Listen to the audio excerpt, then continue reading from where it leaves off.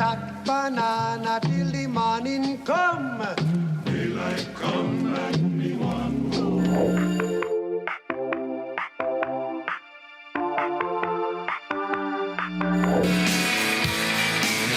I need to be myself. Hello and thanks for joining us for this wrap of the week's art and entertainment news. And we're starting with the much anticipated Venice Film Festival. Director Tim Burton was on the red carpet for his opening film, Beetlejuice Beetlejuice. He was joined by his actors, including his partner Monica Bellucci, Michael Keaton, Jenna Ortega and Winona Ryder. It's the sequel to the director's beloved 1988 horror comedy. The premiere was greeted with a standing ovation. For me, this movie was a re-energizing, kind of getting back to the things that I love doing and the way I love doing it, with the people I love doing it with. So honored to be part of this amazing cast and to enter in Tim's world. I was so thrilled to be with everybody again. It had been such a special experience, the first one. I was a huge fan of the first one, and I love everyone here, and you know, I really looked up to a lot of this cast. And Sigourney Weaver got emotional at a press conference in Venice as she spoke about her powerful roles inspiring women, including Kamala Harris. The three-time Oscar nominee received the Golden Lion for Lifetime Achievement. A reporter linked her strong character in Alien with the rise of American presidential candidate Kamala Harris. To think for one moment that my work would have anything to do with her rise makes me very happy, actually, because it's true. You know, I have so many women who come and thank me. Sorry, I need my vodka. And it's been difficult since 2016, and we're all very grateful about her. And the mostra runs until the 7th of September with Angelina Jolie, Lady Gaga and Brad Pitt expected to present their new films. Iconic French actress Isabelle Huppert is head of the jury. You can join us next week for the film show for a roundup. Next then to a film festival in France that's carved out a niche for itself when it comes to flagging up homegrown talent and premiering hits which go on to fill cinemas here and abroad. Angouleme's French language event draws an increasingly starry crowd, as Olivia Salazar-Winspear reports. A picturesque corner of southwest France, Angouleme's also the unofficial headquarters of French-speaking cinema. Its film festival was founded in 2008, celebrating the rich diversity of productions made en français or with input from France. This year, the very francophile British actress Kristin Scott Thomas is president of the jury. With dozens of French movies under her belt, she's quick to defend a certain approach to filmmaking.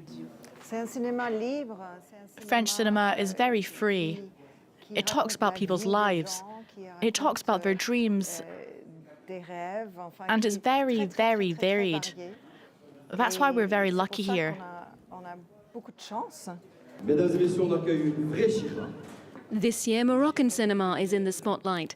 The festival's provided a key platform for North African films over the years, fostering links between artists there and producers and distributors in France. Writer and director Mariam Touzani picked up 2 prizes here in 2022 for her film The Blue Kaftan. This year, she returns as a member of the jury, on the lookout for new cinematic gems. I think that being on a jury means being open to new feelings, discovering new worlds, listening to different stories told in different ways, through different eyes.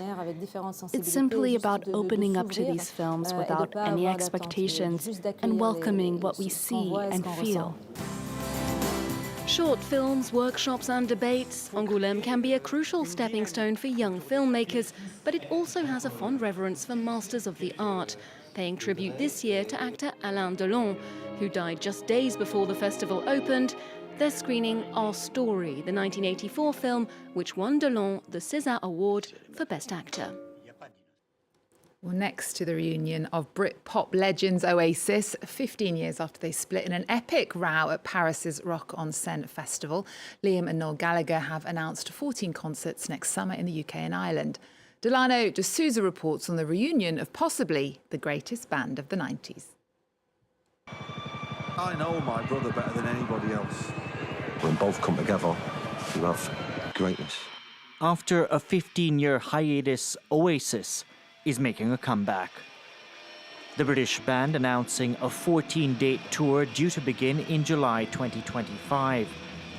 The news effectively ends a 15-year feud between brothers Liam and Noel Gallagher. I ain't holding it up, you know what I mean? I'm like, I'd do Oasis tomorrow, but he wants to be the man in charge. He wants to be the main man who's doing it, and that's one thing I'm not. I'm not a yes man. The Gallagher brothers, as well as the official Oasis account, began teasing their upcoming return on social media late Sunday, leading to wide speculation the rock legends were reuniting. Oasis burst onto the scene 30 years ago with their debut album Definitely Maybe. The band became part of the so-called Britpop era with hit songs including Wonderwall and Don't Look Back in Anger. While the Gallagher brothers haven't performed together since their split, Oasis tracks are played at their solo gigs. Tuesday's announcement will be welcome news for fans who've been waiting for the pair to reunite. According to industry insiders, the concerts are set to be one of the hottest tickets of the decade, and plans are already in the works to schedule dates outside Europe later next year. Tickets for the upcoming tour are set to go on sale from Saturday. We're next to an exhibition in the south of France celebrating one of the country's female street art pioneers. In the 80s, Miss.Tic made a name for herself in a very male-dominated world. She left her mark on Paris's walls with her provocative stencils and sharp slogans. Aurore Dupuis reports on the show in Avignon.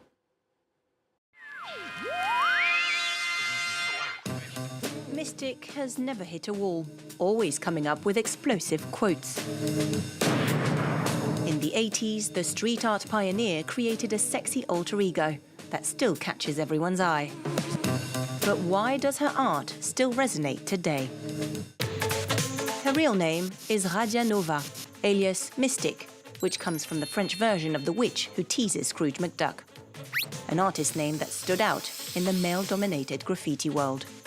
Only the lads went out to write in the streets. I wanted people to know that I was a girl.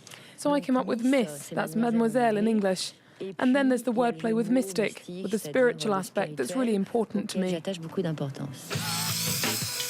Miss.Tic stenciled women who looked like her. Strong ladies armed with slogans. Some were political. No ideals, just high ideas. Power doesn't protect, it protects itself. Terror is human. Others were more tongue-in-cheek. Brains mandatory. I'm looking for the truth and a flat. Miss.Tic's weapon were thought-provoking words. I don't have a message, I just write poetry. It's up to people to imagine what they want. Miss.Tic passed away in 2022. In this neighborhood in southeastern Paris, emerging artists now add to her works. For this young collage artist, Miss.Tic is an inspiration. She really paved the way. You can see in the neighborhood that there are quite a few female artists now. It's great to see more of women's work, where you notice a poetic and feminine side. Arrested several times for vandalism, Miss.Tic was eventually convicted in 1999. She then left her street canvas to work in a studio. Her family is keen to preserve her legacy, fully aware of its value. It's worth a lot because we're not selling anything. That's out of the question for now. Museums like Beaubourg are asking us to put Miss.Tic's art on display as part of the history of street art. I think that's what matters the most. The rebellious Miss.Tic certainly has become a cornerstone in the world of street art. We're now to one of the Paris region's newest and biggest cultural venues in an abandoned aircraft hangar. It was closed for 40 years and is now a monumental space open in Meudon. Aurore Dupuis reports on Hangar Y, which is at the crossroads of art, science, technology and nature. It's a jewel of France's industrial heritage. 70 metres long, 23 metres high, this hangar played an important role in the history of aviation. It was from here 140 years ago, in 1884, that the first dirigible took off in a closed circuit. It was a French invention. The balloon could be controlled in the air and was able to return to base. Hangar Y was first used to build aircrafts in the late 19th century, but then it was abandoned for over 40 years. It's now been restored and turned into an art gallery. Instead of airplanes and balloons, there are suspended artworks like this silver masterpiece created by the Korean artist Lee Bo. On the ground, visitors travel back in time in a virtual reality experience across the hangar's glory days. C'est maintenant que je vous parle du cœur de nos recherches. Rendre des ballons dirigeables. My feeling was that you could see the virtual reality at the same time that you saw some of the things around you. So you saw the digital portion overlaid over the real world. I know a lot more now. I didn't realize that the role of the hangar here, and so it was quite unique. Back in reality, visitors can explore temporary exhibitions like this one on toys and giant art pieces dotted around 10 hectares of the surrounding park. Here a stiletto by artist Joanna Vasconcelos, there an unusual house by Indian artist Subodh Gupta. When you get here, it's the first thing you really notice. I had already seen an exhibition of these sculptures at Le Bon Marché and found them quite incredible. And seeing this house here, I was instantly captivated.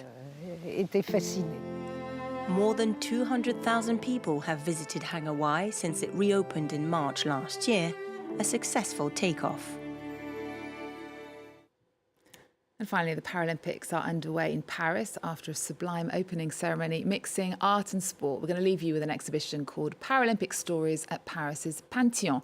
It highlights the history of the fight for emancipation and equality. Thank you so much for watching. See you next time.